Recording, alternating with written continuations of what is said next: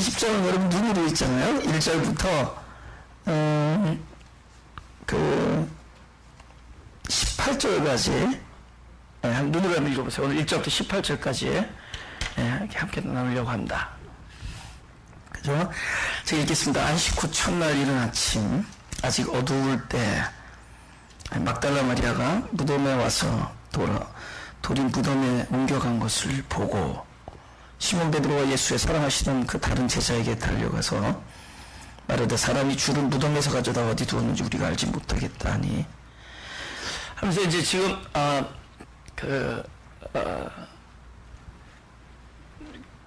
뭡니까 안식 후 첫날이니까 뭐 그 시간으로 말하면 이제 지금 이제 썬데이 모닝이죠, 그죠? 그래서 그다음 첫날 안식 후에 첫날 새벽에 그러니까 썬데이 모닝이죠. 갔을 때 돌이 열려 있다는 거죠. 그 사람이 처음에 갈 때는 문이 열려 있는 것을 기대한 게 아니라 닫혀 있는 걸 기대한 거죠. 예상을 하기를 우리가 무엇을 예상하겠어요? 당연히 닫혀 있을 거죠. 왜냐면은 시신이 누워 있으니까. 근데 열려 있다는 거예요. 그죠? 이게 지금 어긋난다. 우리의 예상을 뒤집는 것이죠. 그죠? 근데 이분들이 이제 그 오랜 세월 동안은 이제 하나님께서 예언하신 그 메시아를 기다렸는데 정작 뚜껑을 열어보니까 그 메시아가 실제로 이 땅에서 하신 일들은 그 사람들의 그 기대와 예상을 전부 빗나가했습니다. 그죠? 그들이 생각했던 회복은 하나님이 하시려던 회복이 아닙니다. 하나님이 그 민족과 그 백성을 회복한다라는 그 진정한 회복은 결국 우리가 사람으로 출발했다가 영원한 생명으로 거듭나는 것만이 회복이에요. 할렐루야? 하나님은 그런 존재 안에서의 회복을 원했던 겁니다. 그래서 이 국가의 회복이 아니라 한 사람 한 사람 안에서의 회복을 원했습니다. 그 회복은 사람이 육신으로 출발했다가 결국은 신의 생명으로 거듭나는 겁니다. 그죠? 이 성경의 역사는 사람의 불가항력을 보여준 겁니다. 그죠? 그렇게 충성하려고 했지만 안 됐고 순종하려고 했지만 안 됐습니다. 그렇게 하려고 했지만 안 됐던 얘기들이에요. 그래서 로마서에서 그 바울이 한 얘기가 그거잖아요. 그죠? 내가 원하는 바 선은 행치 아니하고 원하지 아니하는 악만 행하는구나. 그래서 그 성경은 사람으로서는 하나님의 뜻을 이룰 수가 없다라는 것을 오랜 세월 속에서 증명이 된 것이 그들의 역사입니다. 그리고 각자의 역사가 있잖아요. 그죠? 각자 한 40년, 50년, 5, 60년에 다들 자기의 역사 있잖아요. 자기의 역사는 무엇이냐? 역시 우리가 아무리 선한 생각을 갖고 있어도 그 선한 것은 바로 그분에 의해서 이루어져야지 우리로서는 불가능하다는 걸 알려주는 거예요. 그 마리아가 그쵸? 그 옥합을 깨뜨렸다든가 그 삭개오가 그렇게 주님을 만나서 그렇게 고백을 하고 기도를 한 그런 모든 이야기들은 자기들의 힘에서 된 게 아닙니다. 그렇게 하실 수 있는 분에 의해서 된 겁니다. 할렐루야.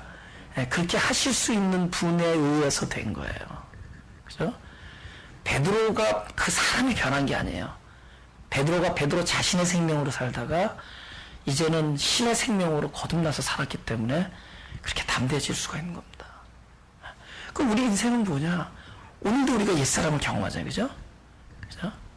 이거 끊임없이 경험합니다. 육신 안에서, 이 시공 안에서, 시간과 공간 안에서 우리가 끊임없이 경험합니다.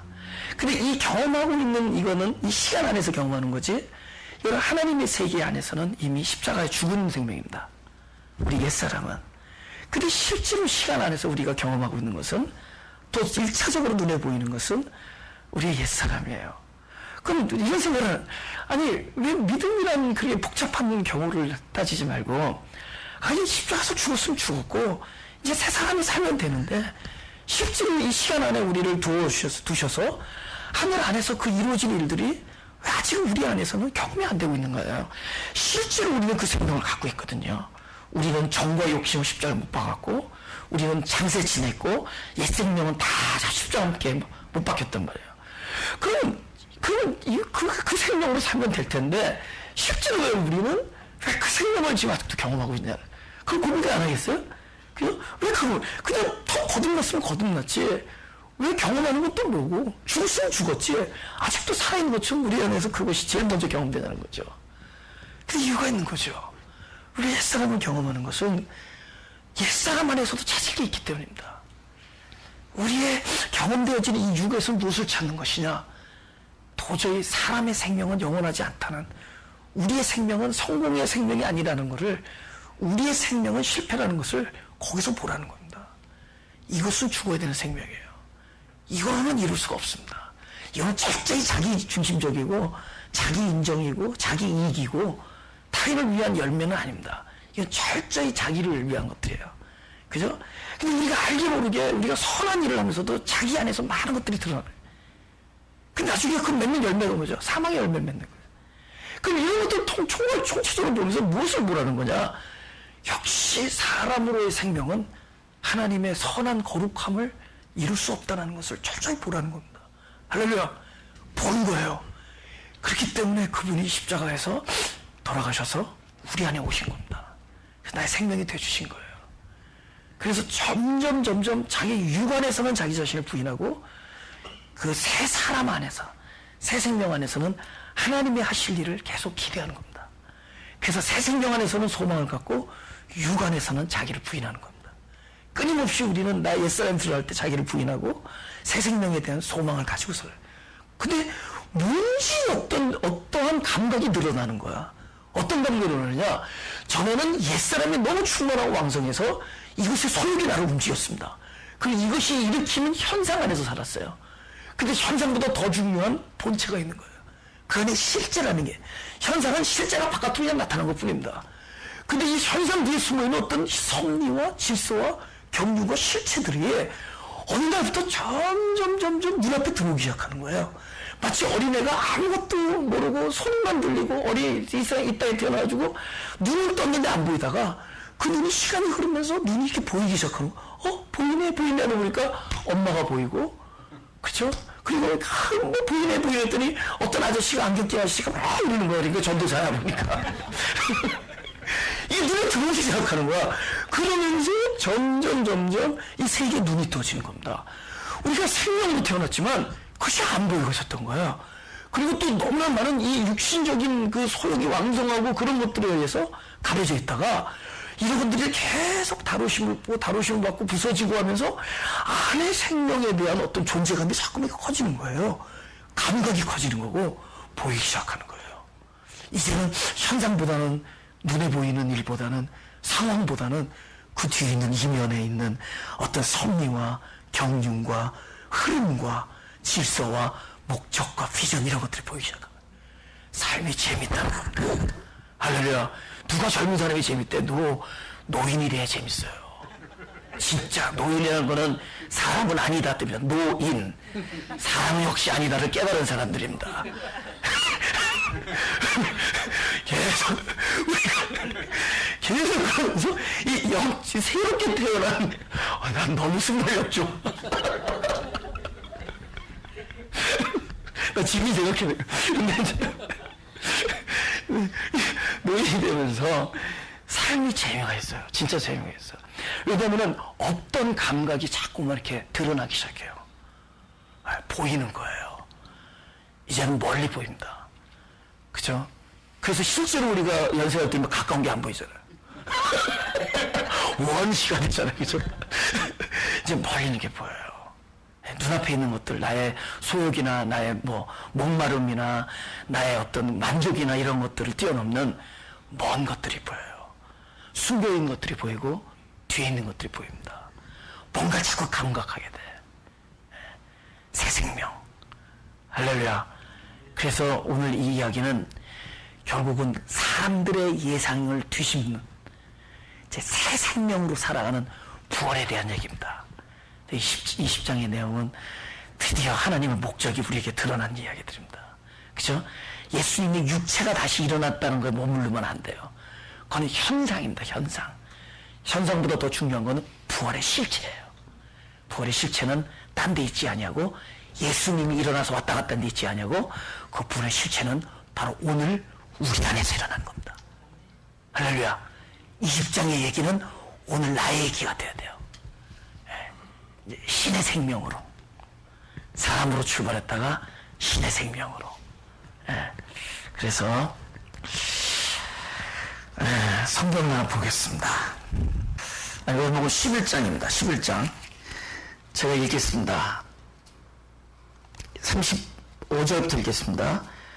예수께서 눈물을 흘리시더라.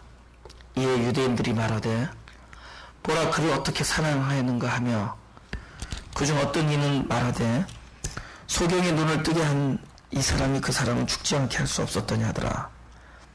이에 예수께서 다시 속으로 통분히 여기시며 무덤에 가시니 무덤이 굴이라 돌로 막았거늘 예수께서 가라사대 돌을 옮겨 놓으라 하시니 그 죽은 자의 누이 말하다가 가로되 주여 죽은 지가 나흘이 되었음에 벌써 냄새가 나나이다. 예수께서 가라사대 내 말이 내가 믿으면 하나님의 영광을 보리라 하지 아니했느냐 하신대 돌을 옮겨 놓으니 예수께서 눈을 들어 우러러보시고 가라사대 아버지여 내 말을 들으신 것을 감사하나이다. 항상 내 말을 들으시는 줄을 내가 알았나이다.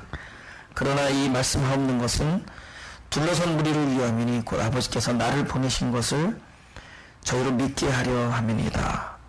이 말씀을 하시고 큰 소리로 나사로야 나오라 부르시니 죽은 자가 수족을 배로 동인 채로 나오는데 그 얼굴은 수건에 쌓였더라.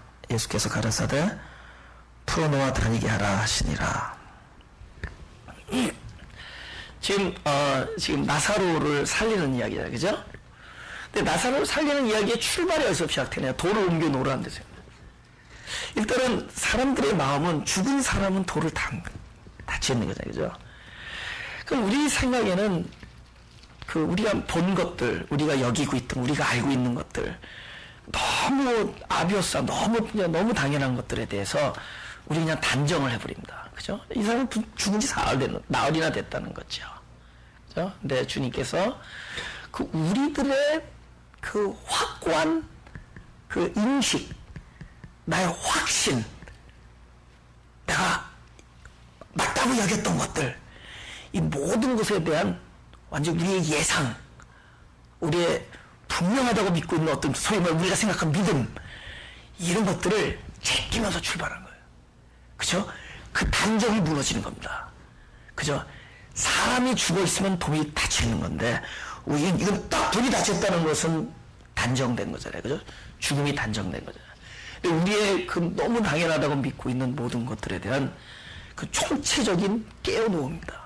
그러니까 주님이 우리에게 부활 생명으로 오셨다는 것은 아예 근본적으로 총체적 부인부터 시작돼요. 나라는 존재에 대한 부인이에요. 그죠? 이건 탄생에 대한 얘기예요. 그죠?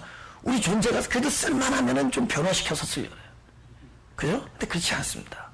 탄생의 얘기, 결단의 얘기가 아니라, 그래서 주기도문 할 때 그러잖아요. 너희는 이렇게 기도하라면서 제일 먼저 아바, 우리는 하늘로 번역하지만 그것은 우리의 그 한국말의 그 순서가 수식어로 앞에 되기 때문에 그런데 거기는 명사가 딱 먼저 나옵니다. 파르텔 그럽니다. 헬라어로 아버지 그럽니다. 아버지. 아버지. 벌써 하나님을 아버지라고 부를 수 있어요. 이건 탄생에 대한 얘기거든요. 그렇죠? 우리가 사람이 신을 섬겼던 얘기입니다. 사람이 신을 경배했던 얘기인데 이제는 신에 의해서 태어난 사람으로서 그분과 교통이 되는 겁니다. 그분과의 열림은 이제는 아버지와 아들의 관계예요. 예. 여러분, 하나의 자그마한 그리스도들, 아주 작은 그리스도들. 이 그리스도 그러면 이제 우리가 주님을 생각하죠, 그죠? 물론 주님이죠. 그러나 그 주님의 생명이에요. 우리가 사람으로 태어났지만 거듭남이라는 것은 그 주님의 생명이에요. 그 생명이 도대체 너의 생명의 본질은 뭐냐? 그리스도라는 거, 그리스도. 그러니까 할렐루야, 그 그리스도, 작은 그리스도로 만나는 거예요. 하나님, 그 생명이니까 아빠 그런 거예요. 그러니까 아버지라고 이름을 부르라고 했기 때문에 부르는 것이 아니라 아버지기 때문에 그런 거예요. 아버지로 아들로 태어났기 때문에요. 넌 아버지를 여겨야 된다, 여김이 아니에요. 넌 아버지를 불러야 된다는 당위도 아닙니다. 그는 아버지라고 부를 수 있는 존재로 태어난 거예요. 그러니까 부활은 아예 존재적 새로운 존재, 이거는 새로운 피조물의 이야기지, 그죠? 그렇기 때문에 우리가 옛 것에 대한 형체적인 부정이 일어나는 거예요. 그죠? 모든 확신에 대한 부정. 그죠? 그 다음에 나의 여태까지 추구했던 모든 것이 벗겨지는 겁니다. 창세기는 그래서 처음부터 끝까지 그런 얘기들이에요. 그죠? 내가 누구냐를 알게 해줬던 사건이에요. 흑암이, 나는 흑암이었다는. 그 다음에 노아가 자기 인간으로서 하나님 앞에 온전했던 모든 것들을 다 벗어야 돼요. 그 옷을 벗어요. 그 어떤 의로움의 옷을 다 벗는 겁니다. 그 옷은 하나님이 입혀준 옷이어야 돼요. 노아가 그동안에 주님께서 말씀했던 모든 그 율법의 의와 어떤 사람으로서의 어떤 그 완전함, 이런 것도 다 벗어야 돼요. 그래서 그분은 부활이라는 것은 우리의 총체적인 벗어짐을 얘기합니다. 그 다음에 내가 이때까지 살아왔을 때 나를 움직였던 그 힘의 근원인 황금뼈가 처절하게 철저하게 깨어지는 사건입니다. 그러니까 창세기는 한 사람이 거듭나기 위해서, 한 사람을 거듭내기 위해서 그 사람의 옷을 벗기고 철저히 너가 누구냐라는 걸 알려주는 사건이요, 그 사람을 깨트리는 사건이고 철저하게 그들의 옷을 다 벗기는 사건입니다. 그래서 결국은 새로운 존재로 시작되는 거예요. 이 부활은 그분이 그 육체 가운데서 뭐 어디 공동묘지 같은 데서 다 죽었는데 혼자서 일어난 그런 이야기들 아닙니다. 그 부활은 우리 존재가 새로운 생명으로 일어나는 이야기예요. 먼저 내가 여태까지 확신하던 모든 것들의 돌을 옮겨놓는 자부터 시작합니다. 할렐루야. 다 거기서 시작하는 거야. 그죠? 어긋남부터 비롯돼. 그래서 그죠? 내가 이기려고 여겼던 것들이 다 어긋나는 겁니다. 그 창세기에 보면은 그 나중에 그 야곱이 이스라엘이 된 다음에 하나님의 경륜을 이렇게 볼 줄 아는 사람이 된다. 노인이 되니까, 그죠? 그분이 노인이 돼서 하나님의 그 약속이 이루어지는 거예요. 그죠? 그 이 진정한 축복이 그 안에 이루어져요. 그가 하나님의 섭리와 경륜을 읽는 놀라운 하나님과 동행하는 사람이 됐을 때 손자를 데리고 왔는데 이렇게 바로 어긋나서 이렇게 기도를 합니다. 그러니까 그 아들이 마음이 섭섭해서 아버님 이래야 된다 그랬더니 나도 한다. 나도 한다. 우리는 그동안 이래왔거든요. 어느 날 우리도 이렇게 되는 거예요. 그것은 이제 누구의 질서 안으로 들어가냐, 이제는 바로 나의 생명의 주인이신 바로 하나님의 질서 안에서 살아가는 사람들, 이스라엘이 되는 겁니다. 하나님이 다스리는 사람, 엘리 다스리다. 이제 이스라엘로 사는 거예요. 네. 철저하게 이제 부활한 겁니다. 그 사람들은, 그 백성들은 예수님이 이 나라를 회복하고 그 백성들을 회복하는 거예요, 마시. 근데 그분은 와서 아주 뭡니까, 십자가에서 순환을 당하고 아주 처절한 고통을 맞으며 죽어가는 거예요. 비참한 거예요. 아니 우리들이 기대했던 것과 완전히 예상과는 빗나가. 아니 어떻게 저렇게 맥없이 돌아가시는 거예요. 그 맥없이 돌아가시는 데는 그분의 대속의 원리가 있었지만 사실 대속보다 더 귀한 비밀이 숨겨 있었는데, 그것은 그분이 그 십자가에서만 머무르지 아니하고 아버지에게로 간다는데, 바로 아버지에게 간다는 것이 딴 데 가는 게 아니었습니다. 곧 하늘나라가 어디에 오는 거였느냐, 당신이 창조하신 백성들, 당신이 창조하신 피조물들 사이에 그 하늘나라를 만드는 거였어요. 그것은 신이 우리 안에 생명으로 강림하는 거였습니다. 그분이 강림하는 거예요. 그래서 곧 그것이 우리에게 무엇을 비추냐, 성령이 오시는 겁니다. 근데 그 성령은 다른 존재가 아니에요. 바로 그분이 오시는 겁니다. 그분이 내 안에 오시는 거였어요. 할렐루야. 그분이 오시는 거예요. 하늘나라가 오는 거였습니다. 그 놀라운 비밀을 가지고 있습니다. 그럼 그 누구도 몰라요. 사람이 알고 있던 구원이라는 것을 훨씬 뛰어넘는 거였습니다. 그게 참된 구원이었어요. 그분이 내 안에 오는 거였습니다. 우리 지금 무슨 얘기를 하느냐, 우리가 대단한 존재라는 걸 얘기하는 거예요. 교회는 사람들 데려다 놓고 하나님을 기쁘게 하는 일을 하라고 막 강요하는 곳이 아닙니다. 하나님이 이 대단한 일을 우리 안에 이루어왔다는 걸 알려주는 겁니다. 이 놀라운 일들. 그래서 자기 신분이 계속 회복되는 거예요. 자기 안에서 자기 존재감이 드러나는 거예요.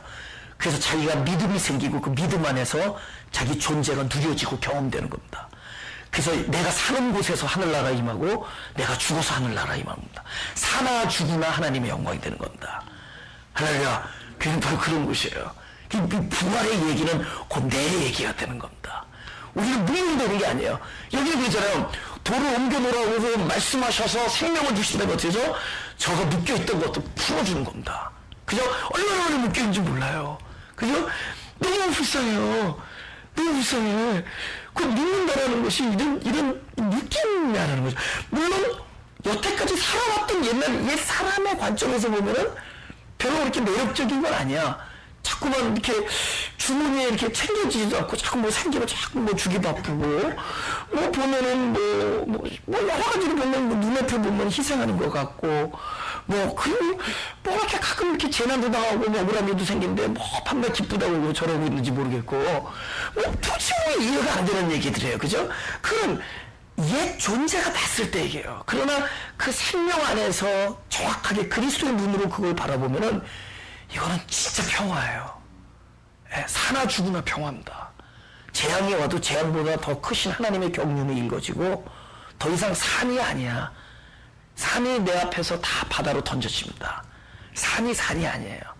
그렇죠? 그러니까 이거는 굉장한 그러니까 어떻게 보면 초월과 해방과 자유가 있습니다. 이 안에 느낌이 아니에요. 여러분 예수 믿는데 어디거든요. 지금 이제 바둑을 말하면 바둑 초자가 몇 급이야? 여기 도사 초자가 몇 급이에요? 18급으로 시작하죠. 네, 오케이. 이제 바둑이 한 5급 정도 되는 겁니다. AT에서 시작했는데 조금 해가지고 조금 어두워서 이게 뭔가 이게 경건해서 근데 그렇지 않아요. 네. 상황을 초월하는 자유가 있습니다. 풀어다니는 거예요. 이건 부활에서만 가능한 거예요. 풀어다니게 해라. 그죠? 너희가 진리를 알지니 진리가 너희를 자유케 할 것이다. 그러면 막 살라는 게 아닙니다. 그 생명 안에서 살 때 이게 자유예요. 진리 안에서. 아니, 진리 안에서 내가 사는 게 아니에요. 진리가 내 안에서 사는 거야. 진리가 나를 움직이는 거예요. 진리가 나를 통하여 그 진리 노릇을 하는 겁니다. 그분이 사는 거예요. 그죠? 이건 훨씬 뛰어넘는 얘기입니다. 근데 우리가 여태까지 알았던 것은 오로지 그냥 이 종교적인 그 틀 안에 있었잖아요. 하나님을 법궤 안에 가둬둬 놓고 그분을 내가 어떻게 붙잡는 거였잖아요. 우사처럼. 좀 흔들리고 보면 갖다 똑바로 놓고. 우리는 그냥 사망적 삶을 살았던 거예요. 근데 그렇지 않았던 겁니다. 그 여호와의 궤는 바로 다윗의 생명 안으로 들어와 버려야 돼요. 그죠? 궤 안에 있지 않고 바로 그 생명 안으로 들어오는 거예요. 하나님이 우리가 나를 떨어뜨리고 내 앞에 있는 하나님 늘 앉은 자리에서 보좌에서 우리의 경배를 받으며 우리의 선한 행실을 보고 기뻐하면서 만족하는 하나님이 아니라 그분이 내 안에 들어와서 나의 생명이 되어주셔서 그분 목적을 이루시는 겁니다. 이것이 부활이라는 거죠. 그것은 가는 곳마다 전체적으로 나의 생각을 뛰어넘는 것들이에요. 그러니까 왜 계속 우리로는 실패가 나로는 실패하는데 하나님은 성공해요. 그래서 그러잖아요. 그 세례요한이 그러잖아요. 나는 망하나 나는 흥하나 그는 흥할 것이다 그러잖아요. 우리는 가는 곳마다 나의 예상과 나의 기대와 나의 가는 길에는 늘 좌절과 절망과 실패가 있습니다. 근데 내가 좌절되고 절망하는 곳에서 그분은 계속 성공하고 계세요. 근데 그 성공이 곧 누구의 성공이냐? 결국은 나의 성공이에요.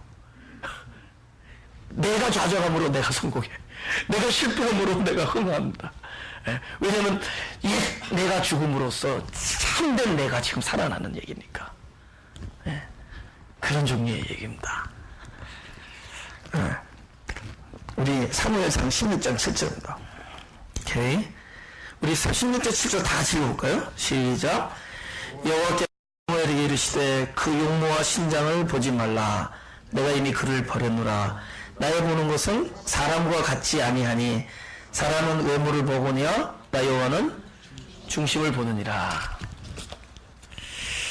그러니까 우리가 이 여호와께서 중심을 본다니까 또 어떤 느낌 안에 들어가 버리냐면은 이게 하나님께서 이 속마음을 본다니까 너무 거룩한 중심이 되려고 애를 쓴다고요. 너무 이 정결하고 거룩한 중심이 되려고 또 애를 씁니다. 사람이 누가 똑똑한 거냐? 자기가 아닌 걸 아는 사람이 똑똑한 거예요. 그쵸? 제일 바보 같은 사람이 안다고 생각하는 사람이 사실 제일 모르는 사람입니다. 예.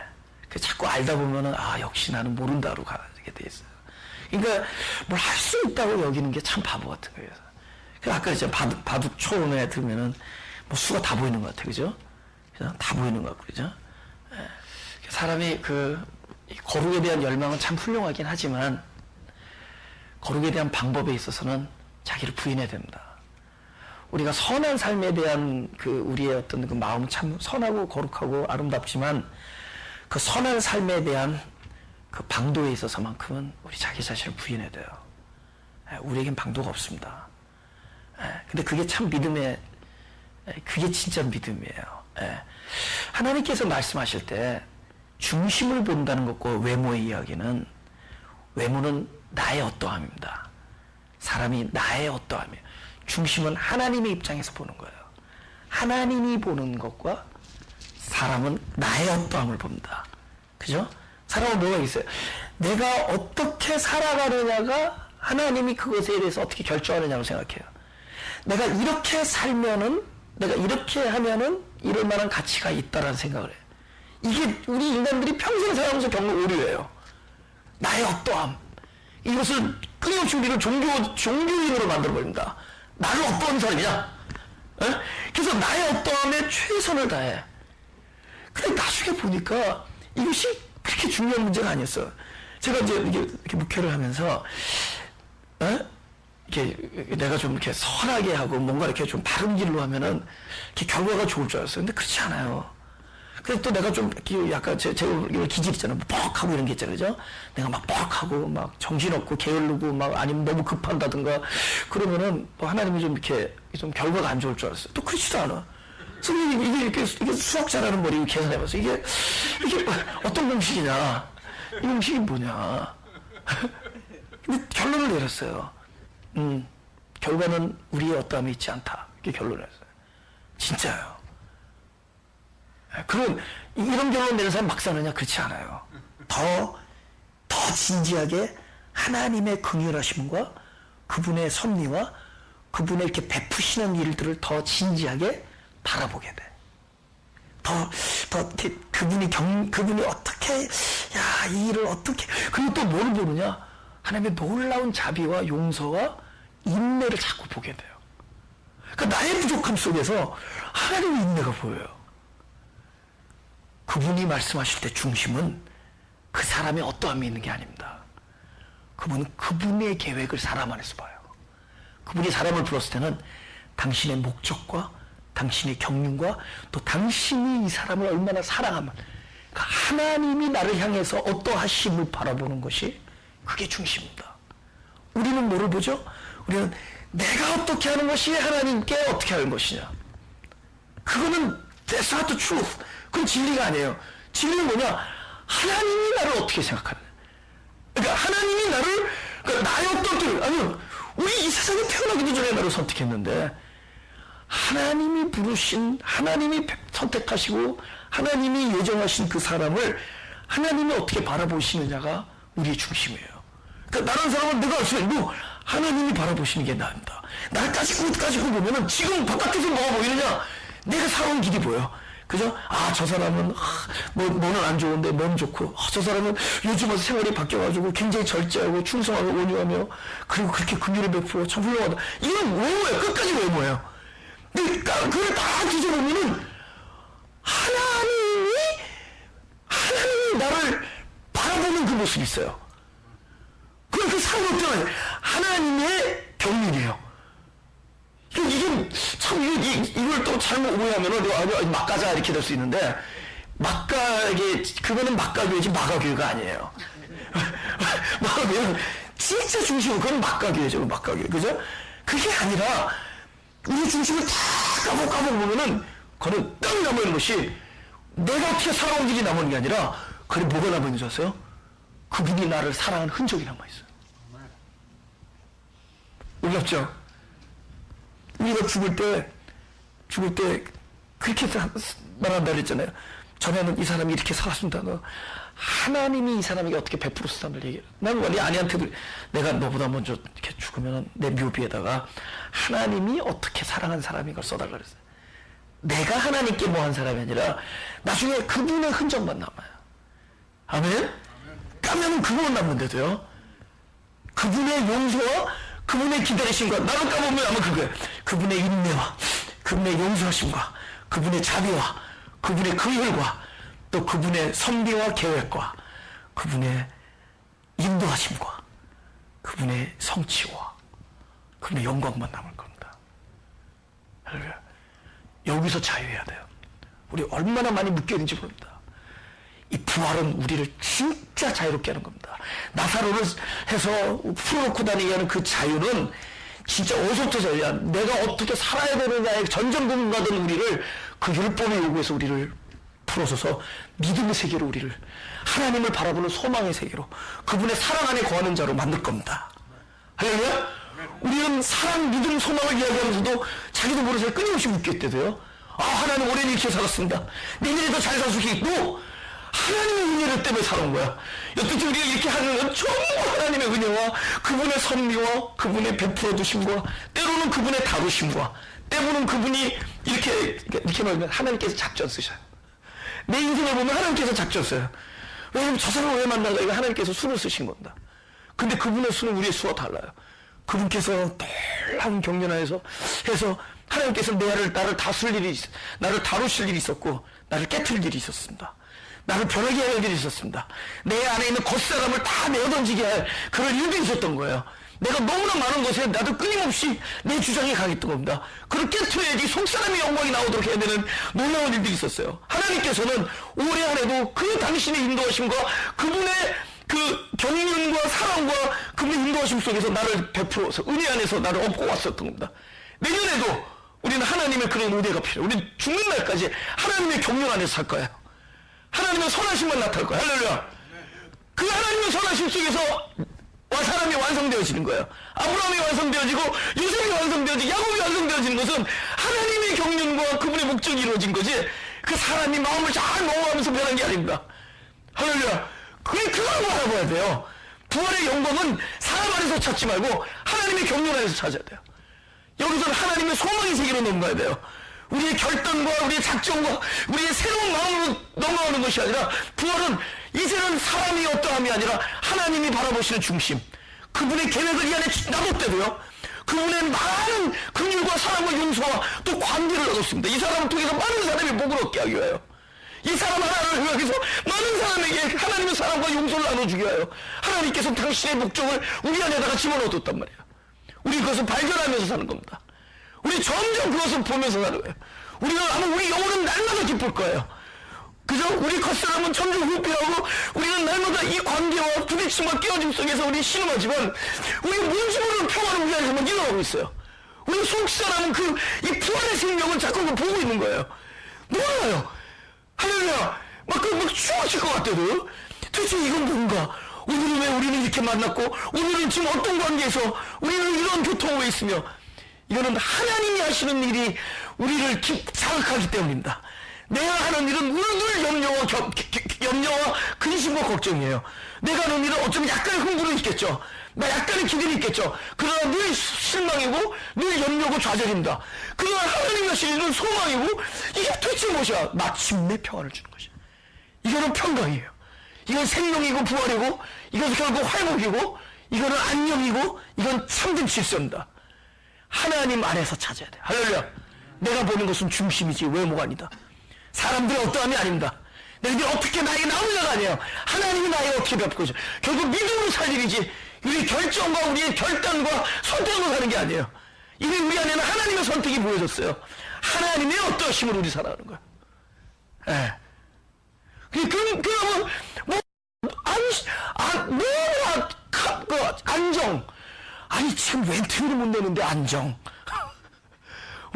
이 안정 이랬는데도 안정. 이 안정이 어디서 나오는 거야? 이 안정이 어디서 나오는 거야?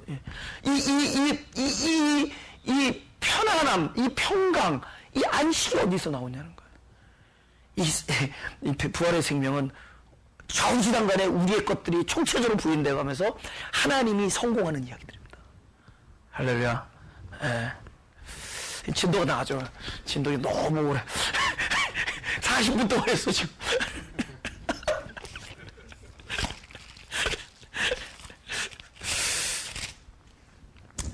2절. 시몬 베드로와 예수의 사랑하시는 그 다른 제자들에게 달려가서 말하되 사람이 주를 무덤에서 가져가라 어디 두었는지 우리가 알지 못하겠다 하니 베드로와 그 다른 제자가 나가서 무덤으로 갈새 둘이 같이 다름질하더니 그 다른 제자가 베드로보다 더 빨리 달아나서 먼저 무덤에 이르러 구부려 세마포 놓인 것을 보았으나 들어가지는 아니하였더니 시몬 베드로도 따라가서 무덤에 들어가 보니 세마포가 놓였고 또 머리를 땄던 수건은 세마포와 함께 놓이지 않고 딴 곳에 개켜 있더라. 그때야 무덤에 먼저 왔던 그 다른 제자도 들어가 보고 뭐라고요? 믿더라. 이건 진짜 믿음이 아닙니다. 왜 진짜 믿음이 아니냐? 9절을 보면 알아요. 다 같이 시작. 저희는 성경에 그가 죽은 자 가운데 다시 살아나리라 하신 말씀을 아직 알지 못하더라. 이에 두 제자가 자기 집으로 돌아가냐. 오케이? 이 9절이 아주 설명이 잘 되는 건데 보세요. 눈으로 보고 믿는 건 믿음이 아니에요. 그죠? 보세요. 우리가 부활을 믿을 때 주님께서 분명히 돌아가셔서 십자가요. 그죠? 그 눈을 뜨고 봐도 분명히 돌아가신 분인데 그분이 이제 딱 부활하셨어요. 그래서 놀라운 사실을 봤다고 치자고요. 근데 그게 진짜 부활이냐는 거죠. 부활은 보세요. 주님께서 말씀하신 부활은 어떤 부활이냐? 죽은 자 가운데서 살아나야 돼요. 근데 그 죽은 자 가운데 이걸 이제 그 헬라어로 뭐라 하냐면은 헬라어로 이 전치사가 되게 중요해요. 에크라는 전치사가 있어요.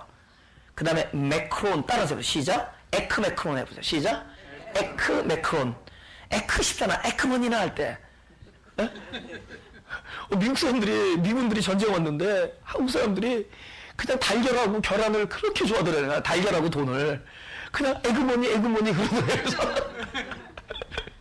그래서 에크 매크론 할 때 이 죽은 자들 가운데서라는 뜻입니다. 근데 이 죽은 자들 가운데서라는 건 예를 들면은 사람들이 여러 명이 죽었어요. 그죠? 여러 명이 다 죽었는데 다 있는데 그분 혼자서 딱 살았다. 이런 건 죽은 자들 가운데서가 아니에요. 그거는 이렇게 얘기할 수 있죠. 그냥 죽은 자들 중에서죠. 죽은 자들 중에서. 이 사람은 살아난 거죠. 그죠? 그럼 어쩜 우리가 믿고 있는 부활관이 그럴지도 몰라요. 아, 죽은 자들 중에서 예수님 혼자서 일어나신 거예요. 근데 이 에크라는 단어는 영어로 말하면은 어몽이라는 뭐뭐 가운데가 아니라 from이란 from. 그러니까 from이라는 것은 거기로부터야. 그러니까 매크론이라는 건 또 복수형이에요. 여기서. 그러니까 죽은 사람들. 그러니까 저와 여러분들은 이미 아직 생명이 없기 때문에 죽은 사람들이에요. 죽은 사람들로부터 일어나는 거예요. 그러니까 그분의 부활은 어디서 살아나시는 것이냐? 사람들 죽은 자들 가운데 가셔서 그 안에 가셔서 생명이 되어져. 사망의 생명이 오는 거 부활이라 그래요. 사망의 자리에 생명이 오면 그게 부활이에요. 그러니까 어디로 갔느냐? 그분은 사망한 자들 안에 가신 거야. 할렐루야. 그분의 참된 부활은 바로 내가 죽은 자들이었을 때 내 안에 오신 것이 에크 매크론 중에 하나가 전다. 나한테 오셔서 내 안에서 살아나는 거야. 나로부터 살아나. 그죠? 그분 혼자서 살아나면 among the dead, 영어로 among the dead 그러겠죠. 죽은 자들 중에서 혼자 벌떡 일어나. 근데 우리가 믿고 있는 부활은 그 정도 수준이에요. 그러니까 그 부활이 나한테서 오는 거다. 죽은 자들한테 가서 살아나는 거예요. 그럼 이 제자들은 아직 그 일이 안 이루어졌어요. 그 일이 이루어지면은 아는 거예요.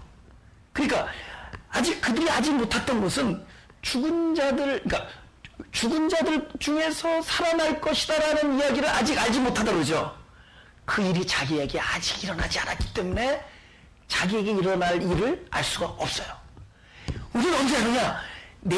그 일이 나에게 이루어진 것을 아는 거예요.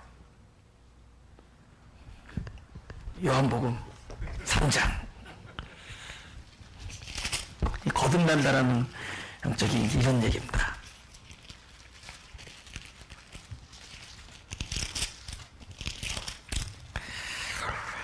요한복음 3장 11절을 다 같이 시작. 진실로 내게 이르노니 우리 아는 것을 말하고 본 것을 증거하노라. 그러나 너희가 우리 증거를 받지 아니하노다. 오케이, 여기서 아는 것을 말하고 할 때 그것은 그 안다라는 것은 이미 그 일이 당신 안에 이루어진 일입니다. 주님께서 아는 것을 말한다 할 때 아는 것은 무엇이냐? 바로 하나님 아버지 안에서 이루어진 일입니다. 그분이 이 시공에 오셨지만은 하늘에서 오신 분이잖아요. 하늘에서 이루어진 것들을 아는 겁니다. 여러분, 우리 안에 무슨 일이 일어난 줄 아세요? 십자가와 함께 못 박혀 죽었어요. 근데 우리가 그걸 안다라는 겁니다.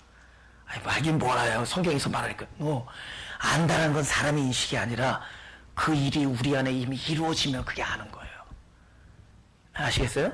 네. 그렇기 때문에 성경에서 사도 바울이 편지를 보낼 때 우리가 알거니와 우리 옛사람이 십자가에 못 박혀 죽은 것은 이래요. 아니, 옛사람이 십자가에 못 박혀 죽은 것을 어떻게 하냐고. 그 일이 하늘에서 이미 하나님의 나라에서 이미 그 일이 이루어졌기 때문이에요. 지금 우리가 이 땅을 살면서 그리스도와 함께 십자가 못 박은 사건이 아직 시공 안에서 경험이 안 되지는 것 뿐이지 그 일이 하나님의 시간 안에서 카이로스 안에서 이루어진 거란 말이죠.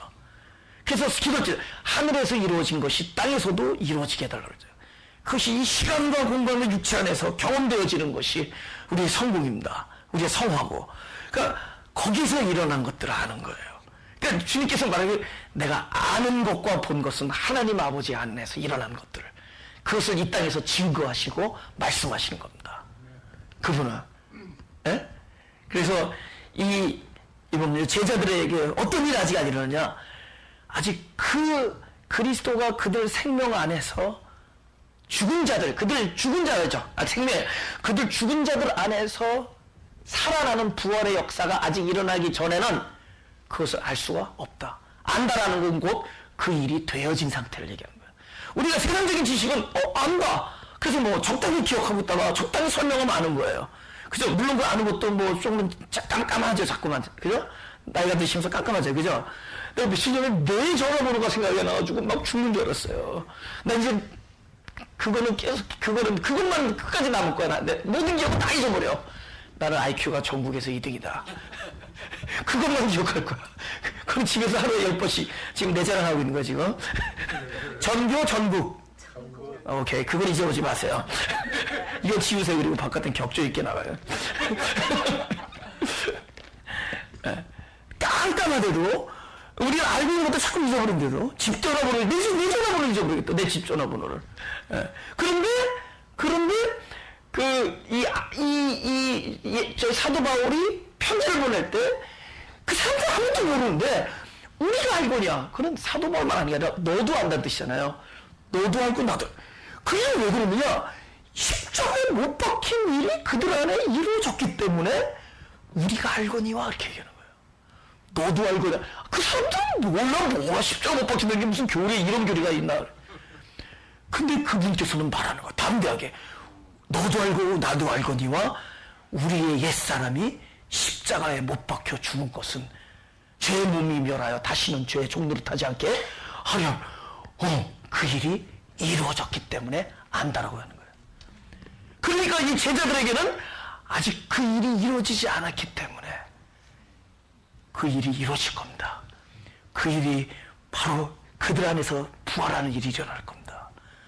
그분이 우리 안에서 생명이 되어주실 때 그때 아는 거예요. 그럼 지금 이 사람들이 본 건 뭘 보고 믿은 거냐? 현상을 보고 믿은 겁니다. 아, 이분이 옛날에 말한 것처럼 바깥에 나간다니 3일 만에 일어난다 그랬다. 3일 만에 일어난 것만 봤지 그에게 부활이 일어난 건 아니에요. 부활이라는 건 부활의 실제가 일어나야 되는 거예요. 내가 부활을 보고 믿었다는 거는 뭐는 거냐? 현상을 가지는 지식이 생긴 거예요. 내가 그거 믿어. 너는 믿어. 분명히 나랑 있었는데 그 사람 죽었는데 과는 벌떡 죽고 일어났어. 이틀만 일어났어. 사람이 그럴 수 있죠. 이거 그랬다고 치자고요? 그건 믿는 게 아니야. 본 거야. 그건 현상이야. 진짜 부활이 일어나는 것은 그 부활의 역사가 너한테서 일어나야 돼. 하늘나라에는 나한테서 일어나는 거야 돼요. 어쩌면 안 봐도 돼. 우리는 그거 본 적도 없어요. 우리는 예수가 십자가에 돌아가신 걸 본 적도 없고 그분이 돌문을 깨고 돌을 깨고 일어나서 돌아다니신 것도 본 적도 아무도 본 적이 없습니다. 우리는 현상을 보지 않았지만 우리 안에는 실체가 이루어졌어요. 부활의 실제를 가지고 있는 사람들이다. 할렐루야? 이 선교가 너무 쉬운 게 증거를 내놓는 사람이 없어서 좋아. 아니 아니면 뭐 범정에 제가 이제 토요카를 가면은 뭐 꼭 무슨 뭐 갖다 줘야 되고 증빙자료 갖다 줘야 되는데 설교는 본 게 없으니까 내가 얘기하면 그만이야. 너무 좋아. 근데 난 뭘 가져가느냐? 그 실체가 내 안에서 이루어졌다고 믿고 그 일이 이미 내가 안다라고 믿기 때문에 얘기하는 거예요. 그 일은 이루어진 거예요. 예? 그 본문으로 들어가죠. 11절. 마리아는 무덤 밖에 서서 울고 있더니 울면서 구풀의 무덤 속을 들여다보니 흰옷 입은 두 천사가 예수의 시체 뒤였던 곳에 하나는 머리편에 하나는 발편에 앉았더라. 천사들이 가로되 여자여 어찌하여 우느냐. 가로되 사람이 내 주를 가져다가 어찌 두었는지 내가 알지 못합니다. 지금 마리아에게 문제가 뭐예요? 사람들이 어디 가져갔다라고 또 단정하고 있죠. 부활은 끊임없이 자기 단정과 자기 확신을 깨면서 가는 거예요. 예? 우리의 고통은 스스로가 만드는 겁니다. 우리의 고통은 자기가 판명한 세계 안에서 살고 있기 때문에요. 근데 내가 단정한 세계보다 훨씬 더 깊고 오묘하고 우리 예상을 빗나가는 놀라운 초월과 하나님의 경륜의 세계가 있다는 걸 믿었으면 좋겠어요. 그게 소망의 세계예요. 안 그러면 우리는 그 안에 살고 있기 때문에 고통은 스스로가 만들어놓은 울타리 안에서 바깥으로 못 나가서 헤매고 있는 우리들의 심정입니다. 부활은 그걸 끊임없이 깨트리는 거예요. 그죠? 초장부터 깨는 겁니다. 지금 마리아도 그냥 누가 가져갔다라는 생각을 하는 거예요. 아, 응? 이 말을 하고 이 말을 하고 뒤로 돌이켜 예수에 서신 것을 보나 예수인지를 알지 못하더라. 오늘 14절까지 하는데 누가복음 하나 찾고 누가복음 24장 누가복음 24장 그 같은 병행 그러니까 그 같은 그 병행 구절이잖아요. 그때 상황을 또 이제 이거 누가가 기억해서 한 거예요. 24절 1절부터 읽겠습니다. 안식 후 첫날 새벽에 이 여자들이 그 예비한 향품을 가지고 무덤에 가서 돌이 무덤에서 굴려 옮기는 것을 보고 들어가니 주 예수의 시체가 되지 아니하더라. 이를 인하여 근심할 때 문득 찬란한 옷을 입은 두 사람이 곁에 섰는지라. 여자들이 두려워 얼굴을 땅에 대니 두 사람이 이르되 어찌하여 산자를 죽은 자 가운데서 찾느냐. 놀라운 얘기죠. 그죠? 요한은 이 말을 기억을 안 했는지 하여튼 안 썼습니다. 근데 누가는 이 얘기를 정확하게 알고 있었기 때문에 썼어요. 그죠? 복음서가 이렇게 다 같은 상황을 보고 기록한 게 달라요. 그런데 누가가 기억하기는 이 말을 기억한 거예요. 어찌하여 산자를 죽은 자 가운데서 찾느냐 얘기하는 거죠. 여러분, 그들을 육체를 띄고 다니는 예수를 어느 길거리에서 만났다고 하더라도 찾은 게 아니에요. 진짜 이제 주님께서 여러분 주님께서 요한복음 전에도 뵀지만 17, 18 아니 14, 15, 16, 17 이 4장 동안 나온 게 이게 다락방에서 제자들 놓고 이야기인데 끊임없이 그분이 강조하는 얘기는 뭐냐? 내가 너희를 떠나는 것이 유이다 얘기를 하는 겁니다. 내가 너희를 떠나는 것이 유이. 그들은 육체와 육체 그리스도 아직도 우리가 예수를 믿는다고 해서 아직도 육체대로 판단하는 그리스도. 그죠? 이제 그분이 뭘 입고 나타나야지 진짜 왔다고 생각해. 이제 뭘 입고 하얀 옷 입고 나타나고 구름 타고 와야지 이게 진짜 온 거예요. 우리가 아직도 그 육체와 육체 오죽하면 예수님께서 내 옷에 손을 대지 말라. 이거 이제 다음 주에 우리가 이거 다릅니다. 그죠? 마리아 보고 마리아가 예수인 줄 알아보고 되니까 내 옷에 손을 대. 그 놀라운 거예요. 하나님의 예수님께서 왜 그런 말씀하시는 이유가 있습니다. Anyway, 우리가 아직도 육체와 육체, 우리가 나를 떠나간 하나님, 내 앞에서 보여지는 하나님이야. 내 앞에서 보여지는 하나님, 내가 마치 신이고 사람으로서 신을 경배하는 양상이 되어버렸어요. 이 생명이라는 거는 뭐냐면 신이 당신의 생명으로 우리를 거듭내는 거야. 우리가 육체를 가지고 있는 거는 신의 생명이 태어날 그릇일 뿐이에요. 그릇입니다. 우리는 이 그릇이 있었기 때문에 신의 생명으로 태어나는 거예요. 그죠? 이거는 그 신의 생명을 담는 그릇이에요. 우리 죄가 사여진 것은 왜 그러냐? 이 그릇을 깨끗하게 하는 거예요. 신의 가장 거룩하고 온전한 생명이 거할 수 있는 곳을 깨끗하게 만들기 위하여 그리스도의 피로 우리를 깨끗하게 사하신 겁니다. 근데 우리가 깨끗해진 것이 목적이 아니에요. 우리가 깨끗해진 것이 아니라 가장 거룩한 생명이 이 안에 오셔서 나의 새로운 생명이 되어서 당신의 계획을 이루고 당신의 목적을 이루고 당신의 하시는 일을 영광을 드러내는 것이 하나님의 목적입니다. 할렐루야? 그러니까 그분은 무엇을 강조하느냐? 떨어져 있는 그리스도, 떨어져 있는, 그 주님을 사랑합니다. 하나님을 사랑합니다. 하나님 내가 그런 관계가 아니라, 이건 철저히 내가 실수한 너희를 떠나는 것이 유익이다. 너희들 눈에 보이지 않고, 만져지지 않고, 아니, 뭐 이렇게 같이 밥을 먹거나 같이 이야기를 하지 않지만, 이제는 내가 너희를 떠나서 새로운 존재로, 새로운 차원으로, 그 차원은 뭐냐? 이제 너희 안에서 너와 하나가 되는 거야. 전에는 둘이야. 같이 있어도 둘입니다. 그냥 이거 저 떨어져 있는 거지. 내가 너를 떠나가는 거야. 뭐야? 둘의 관계가 떠나서 하나가 되는 거야. 너와 나와 남의 관계가 있다가 이제는 철저한 연합이 되기 위해서 떠나는 겁니다. 그 떠나는 것이 뭐냐? 곧 부활이에요. 우리 안에서 태어나야 되는 거예요. 그분은 그것을 강조한 거예요. 그래서 결국은 그분은 어디서 찾아야 되는 것이냐?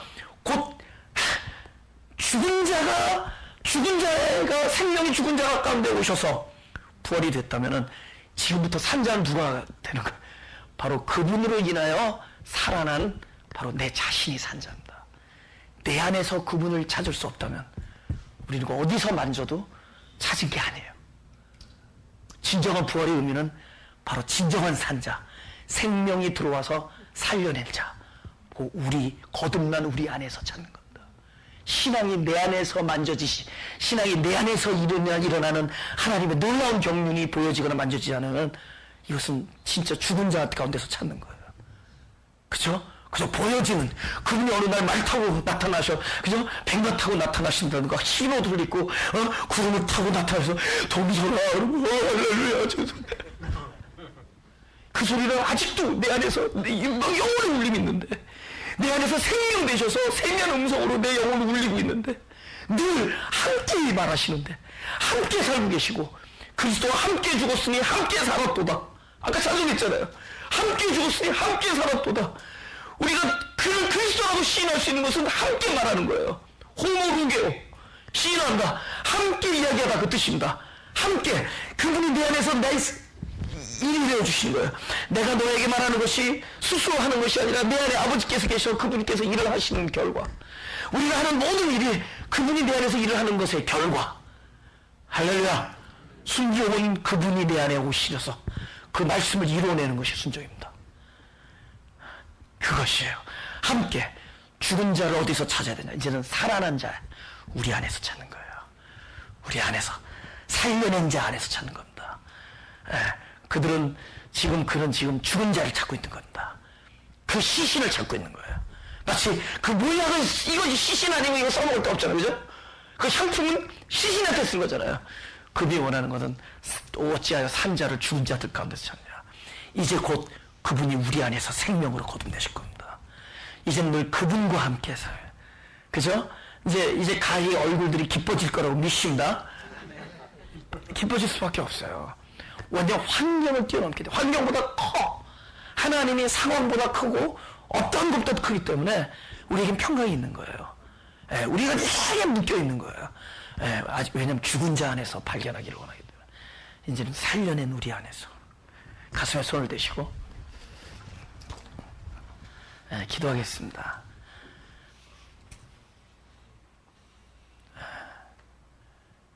우리 안에서 생명이 되신 그리스도가 당신의 거룩한 뜻, 그 아름다운 뜻을 펼쳐질 것을 믿사오니 이제 우리로 내가 어떻게 살아갈 것을 염려하기 전에 당신이 내 안에서 어떻게 당신의 뜻을 펼치는지에 우리의 눈을 돌리게 하여 주옵소서. 나를 바라보던 그 눈, 타인을 바라보던 눈에서 살아있는 내 안, 새 생명이 되어버린 내 안, 그 산자가 되어버린 내 안에서 참된 생명의 근원이 어떠한 사랑의 원대한 계획을 펼치시며 베푸시는지를 민감하게 바라보는 소망을 갖게 하여 주옵소서. 하나님이 하실 일을 기대하게 하옵소서. 하나님이 하신 일과 하시고 계신 일과 하실 일을 그곳에 우리가 초점을 거두어 모두 진짜 그 당신이 하시는 일의 끝은 결국 사랑과 생명과 열매인 것을 찬양하게 하여 주옵소서. 올해 한 해도 당신의 어떠하심 때문에 우리가 이렇게 살았습니다. 앞으로 지나가는 모든 세대가 하나님의 긍휼하심과 은혜와 사랑하심과 용서하심과 당신의 인내와 또 당신의 하시는 모든 경륜 안에서 베풀어질 것을 소망하며 기쁨과 하늘에서 내려오는 평강과 희락 안에서 하나님의 말씀을 양식으로 먹으며 사랑하는 우리가 되게 하여 주옵소서. 이 예배가 바로 그런 참된 천국잔치가 되게 하여 주옵소서.